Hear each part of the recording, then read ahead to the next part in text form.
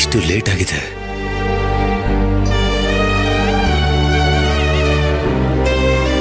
ಅವ್ರು ವಾಪಸ್ ಹುಷಾರಾಗಿ ಮನೆಗೆ ಬಂದ್ರೆ ಸಾಕು. ಇಷ್ಟೊತ್ತಲ್ಲಿ ಅವ್ರೊಬ್ರೇ ಹೋಗ್ಬೇಕಾಗಿತ್ತಾ? ಮೊದ್ಲೇ ಅಷ್ಟು ಕೋಪದಲ್ಲಿ ಬೇರೆ ಇದ್ರು ಸೇಫ್ ಆಗಿರ್ತಾರಲ್ವಾ? ಸೇಫ್ ಆಗಿರ್ತಾರೆ. ಆದ್ರೂ ಇಷ್ಟೊತ್ತಲ್ಲಿ ಯಾರನ್ನ ಭೇಟಿ ಮಾಡಕ್ ಹೋದ್ರು?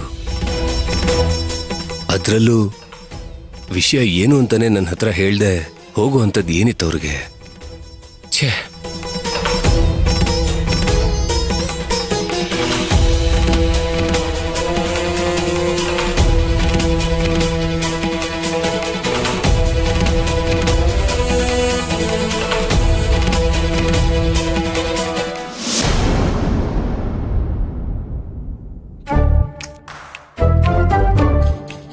ಏನ್ ಮಾಡೋದ ಏನ? ಆಕಿನೂ ಬರ್ಲಿಲ್ಲ. ಈಗ ಏನ್ ಮಾಡೋದ ಏನ್ ಕತೆ?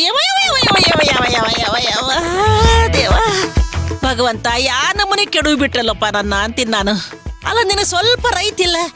ಕೆಡವುದ ಆದ್ರ ಮೆತ್ತನ ಜಾಗ ನೋಡಿ ಕೆಡವು.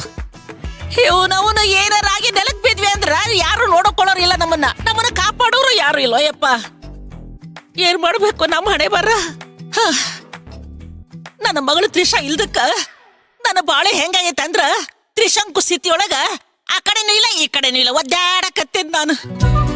ಆಕೇನಾರ ನನ್ನ ಜೊತೆಗೆ ಇದ್ದಿದ್ರ ಒಂದು 15-20 ಕೋಟಿಯಾರ ಒಳಗ್ ಮಾಡ್ಕೊಂಡ್ಬಿಡ್ತಿದ್ದೆ ನಾನು. ಆದ್ರೆ ಏನ್ ಮಾಡೋದು, ಏನೇನು ಆಗ್ಲಿಲ್ಲ. ಅಲ್ಲಿಂದ ಇಲ್ಲಿಗೆ ಬಂದಿದ್ದಕ್ಕ ಎಲ್ಲ ಟೈಮ್ ಎಷ್ಟಾಗಿ ಹೋಗ್ಬಿಡ್ತು ನೋಡು ನನ್ನ ಬಾಳೆವು.